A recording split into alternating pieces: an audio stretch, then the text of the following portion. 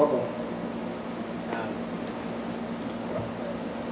the question that I have is regarding the statement La ilaha illallah, and like the ulama later have compiled like the conditions of La ilaha illallah, and it's apart from the pillars, but the conditions. So if an individual were to like accept Islam, and we know we have the hadith of whoever says La ilaha illallah, like before he dies or something, he will enter into Jannah. So the ulama bring all these conditions. If an individual just accepts Islam today and he dies upon that, my question is, he doesn't have time to fulfill all the conditions, the love. Like he won't have the same love that a person has, like if he spent all his life studying about Allah and Islam. Like as a person who spends years and years studying Islam, he has a lot of love for the Messenger, he has a lot of love for Allah. But as a person who accepts Islam today, he may not have the same like love and conviction as opposed to a person maybe who's been spent all his life and he has time to apply these conditions. So would you say like are these conditions a must? The question says, with regards to the statement of La ilaha illallah and some of the conditions that some of the ulama have mentioned and the pillars of this statement, and a person who says La ilaha illallah and then perishes shortly afterwards without having time to live his or her whole life with some of the conditions such as love, not having the same amount of love, etc. What do we say? Or how do we understand this? Are these conditions a must, etc.? We say it's a very important question. This question needs an entire lecture in itself.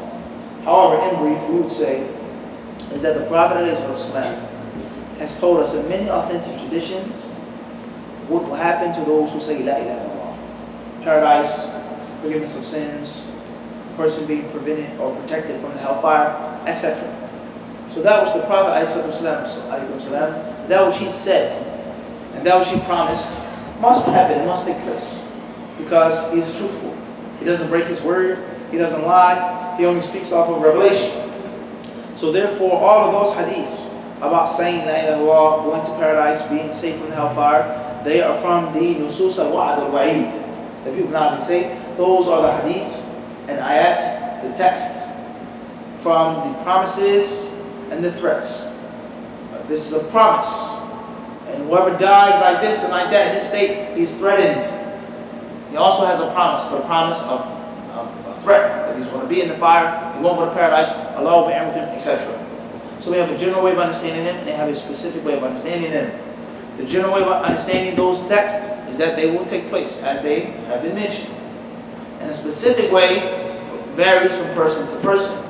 He who says La ilaha illallah will not go to hell. He who says La ilaha illallah and didn't do anything that nullified that statement of La ilaha illallah. He who said La ilaha illallah and acted upon it. He who said La ilaha illallah and died upon it. And not just the person who says it. Because the munafiqeen, they say La ilaha illallah.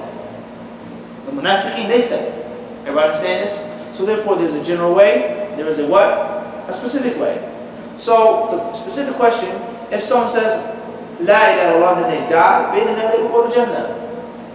There was no time, there was no opportunity for them not only to learn all those conditions or do something that went against that condition. Everybody understand this? So some of the people of knowledge, some of the ulama, they have mentioned these conditions, mentioned these pillars, mentioned these meanings to make things easy and simple upon the people.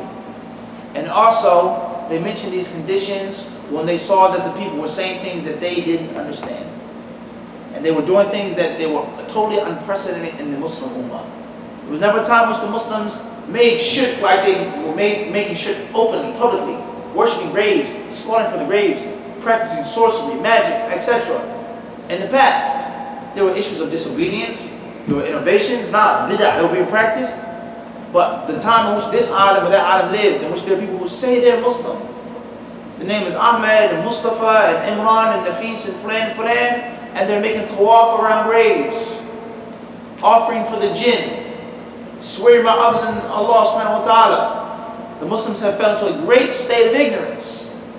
So therefore it is a must that we enlighten them that this statement is much more than just something on the tongue as is mentioned in those hadith, and that there are conditions. And If you do not fulfill those conditions, your la ilaha illallah means nothing. It's another reason. So therefore, the salah, the Prophet says that he spoke about the salah, and he never necessarily talks about the conditions of the salah explicitly, naming them, saying that this is a condition, that's not a condition. This is number 3, la. But the ulama came behind, they did it to make it easy. They did it to classify and to categorize things for knowledge.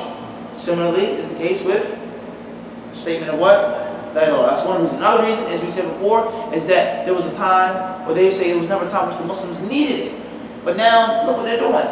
They're saying we're Muslim, la ilaha illallah Rasulullah, and this is what they do. So it's obviously that for one reason or another, the Muslims have become totally ignorant of this concept, and they must be taught its conditions. So therefore, not you, Najm, but there's some people who may find it problematic.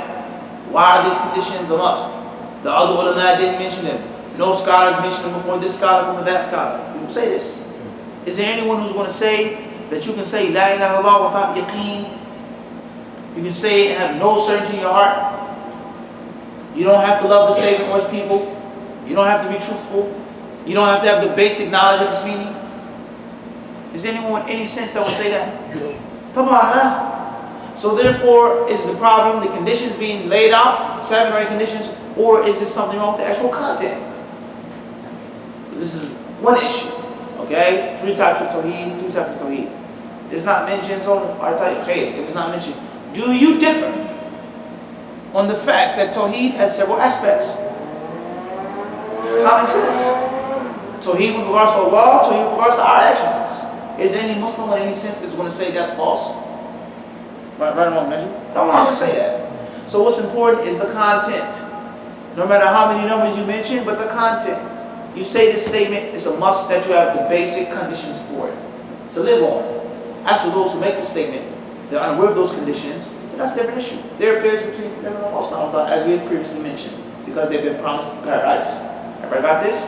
But those who live their lives and they don't understand the meaning of La ilaha illallah, at least once, what the proof of evidence is a problem.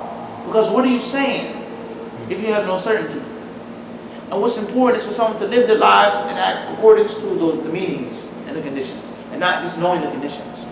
Because there are those who say, Alaikum salam, this is a condition of La ilaha illallah, and they do all types of things that goes against that statement. I got this? Another concept is, what do those hadiths mean?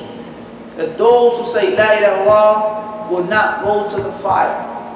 How can a person say La ilaha illallah sincerely from his or her heart and continue to perform actions that cause them to go to hell? That's problematic. So there's a very long discussion with regards to these texts. They have been explained in the classical books of creed of many of the later scholars, Taysir al-Aziz Hamid, Fath al-Majid, and many other books before them and after them, which those issues are explained in detail. That is in brief. So we say, once again, is that a person must say La ilaha illallah, and he must say with basic knowledge, basic understanding, basic conviction. As for if you say a statement and you really don't believe in it in your heart, you don't understand the basics, we said, the basics of it in your heart, then it's as if you didn't make that statement. As if you what? As if it didn't come out of your mouth.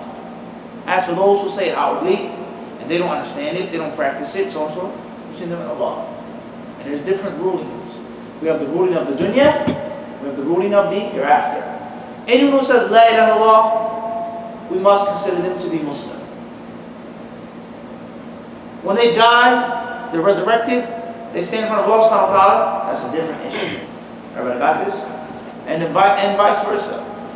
The concept of declaring someone not to be a Muslim, someone doesn't pray, and you say this person is no longer Muslim, he doesn't make the salah. Somebody comes and he mentions hadiths that speak about Allah being forgiving, Allah pardoning the Muslim, so on and so forth. Anyone who says the statement, that's the rulings of the hereafter. The dunya, the worldly ruling is different. We go based off of that which is apparent in our. That's a very long discussion. Clear, inshallah? Wallahu ta'ala. I'm fast on. Yeah, the permissibility for keeping away to the dead. The question says, what is the permissibility of making a wake for the dead? We say that Allah, the Sublime and the Exalted, has spoken about death and spoken about burying the dead in the Quran Kareem and several verses of His great book. Surah Al-Ma'idah, Allah tells us about covering his dead brother. Allah tells us in Surah Abasa about from the favors that He has given to man is that He allows him to have a grave and not have his body to be disrespected, and wild animals and birds picking at it and decaying, open, rotten, but to be buried as a ni'mah, as a blessing. The Prophet ﷺ has spoken about death, the rituals of those who are alive for the deceased, washing their bodies, praying over them, shrouding them, burying them, etc. Giving sadaqah, making dua for them, etc. The point that we're trying to get to is what? Is that everything that we need with regards to death, with regards to funerals, do's and don'ts, is mentioned in the Quran and in the Sunnah. It's mentioned in the Quran and in the Sunnah. That's the point I'm trying to get to. I'm not trying to run around and beat around the bush. Everybody understand this? So therefore, the Prophet ﷺ, he has commanded us to wash the dead. Or he taught us to wash the dead. And he also commanded them. اغسلنها. He said, wash her. The Prophet ﷺ, he taught us what to do with regards to the deaths of the deceased. How to shroud them, how to bury them, how to pray on them, and also the proper way of mourning. And the proper way of consoling someone who is mourning. And the proper do's and don'ts and the etiquettes of mourning over the dead. A widow, how long is she allowed to mourn? A martyr, someone who dies, fi sabilillah, are they washed? Do you pray on them? Etc. So therefore, whatever is not mentioned in Kitab and Sunnah goes back to one or two principles. Something that does not contradict the Kitab and the Sunnah will be permissible. And something that contradicts the Kitab and the Sunnah and goes against its explicit or inexplicit guidelines, it will be haram. Everybody understand this? Is it permissible for me to visit somebody at their house 2 days after the funeral? Is there a hadith that says that you can't? Is it from the practices of the people of Jahiliyyah? That's one thing. And then we have my country, my practice that when someone dies, we punch holes in the walls to show our grief and our frustration. That's not mentioned in the hadith. There's no hadith about punching holes in the walls. Do not punch holes in the walls. For those who punch holes in the walls, so it's not mentioned. But the meaning and the concept of destroying property out of grief and frustration is like that which is mentioned in the hadith about scratching the face and ripping the clothes and calling out with the call of Jahiliyyah. So therefore, even though it's not mentioned in the Kitab and Sunnah, it now becomes what? Ajibu ya Jama'ah. It is now what? We didn't understand it. We didn't understand the concept. We didn't understand it. If we understood it, we would have said it like this. That which is specifically mentioned in the Kitab and the Sunnah with regards to death, do's and don'ts. That which is not mentioned specifically in the Kitab and the Sunnah goes back to how many principles? Two. One of two. How many? One of two. Not both. It's not going to be haram and permissible at the same time. It's either going to go with the general guidance that is haram, you have to stay away from it. Or it does not have any relativity to the guidelines. And it goes back to the thing being permissible. Everybody understand this? In my country, we bring the deceased person's family a thing of tea. You don't have time to make tea. You may need some tea to calm you, to soothe you. Bismillah. There's nothing wrong with that. Because it's not mentioned to do it or not to do it. And it's something from the affairs of the dunya. So it's permissible. So when we say awake, if you go there to console the family members, to give them some food, to show your support, give them a hug, be patient, may Allah have mercy upon your deceased family member, no, that's fine. As for if the family members themselves make a huge, gigantic party, but that's a different story. They bring reciters of the Quran, or people who memorize the Quran, to read and recite to the people for long hours. It's a problem. Singing and wailing and dancing, drinking, free mixing, and so on and so on and so forth, that's another problem. So it all depends on what is meant by awake. As for my house is open, the people come visit me, they bring me food, they console me. May Allah have mercy upon your father, be patient, so on and so forth. Not only is that from the Sunnah, but it doesn't go against the sunnah. Now we have a wake in which something is clearly going against the sunnah, and something that goes against the general guidelines of the sunnah. Everybody understand this? So therefore, it all depends on the people and on the culture. I've been to a few things. Me and Najma, we've been to one before, right? Yeah, there are some of those wakes or bingies or whatever they call them, in which there is no doubt. Unfortunately, there's clear munkar being performed. Things that are haram. Some things are major sins. And you find from among the kuffar, not only do they do things that are against their books and their scriptures, but they don't even have a reflection upon death. You go to the funeral, or the wake, whatever you call it, they're sitting, eating, drinking, getting drunk, women dressed up, perfume, flirting, mixing. They're not even thinking about death. People are coming, they're scheming on what can I take from his property, my money, he owed me debts, he has to pay back my money. The woman, she's crying. He comes, I understand your death, but I need my money. No reflection upon death at all. And it's very sad when the Muslims do things like this. You go to a place and you find guys are sitting laughing.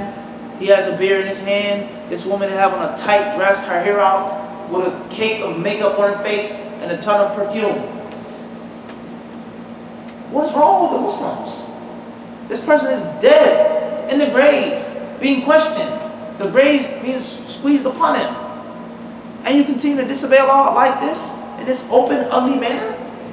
Something is seriously wrong with the Muslims if that's what they do at the time of death. A walima is one thing. An aqiqah is one thing. And there are haram things to do, but at least it's a time of happiness. But at the time of death, you see the point I'm trying to get to? It's a marriage. This shouldn't be done. They shouldn't be sitting like this. They shouldn't be drinking or eating this. But at least it's a marriage, a time of happiness. This is someone who, a family member who's dead. And you're drinking and laughing and happy, joy. It's very, very wrong. So we ask Allah subhanahu wa ta'ala to enlighten the Muslims with regards to the basic rulings of the janais. However, the problem doesn't lie with the ignorant Muslims, but it lies with you brothers, for not teaching your family members, not telling your family members about the sunnah. Even if they don't listen to you, at least establish the proof upon them. But with gentleness, with kindness, with wisdom, with rifq. For indeed, there was a time in which you were like them. You didn't always have your beard, nafis. You didn't always have on the thobe and the kufi and went to the masjid and sit in a lecture. There was a time when you were running around and somebody was advising you, I'll get out of my face, I ain't got no time. So many of us, when we start practicing Islam, we go back to our families and we want to be harsh and rough and rigid. And we expect them to jump backwards like we. Nah, it doesn't work like that. Gentleness. Gentleness. However, despite the gentleness and despite the wisdom, there has to be education. You have to teach your family members that we cannot do this. And if we truly love Allah and His Messenger, and if we're truly sad and sorry over this, this musibah, this calamity, then let's reflect upon it. And Allah subhanahu wa ta'ala knows best.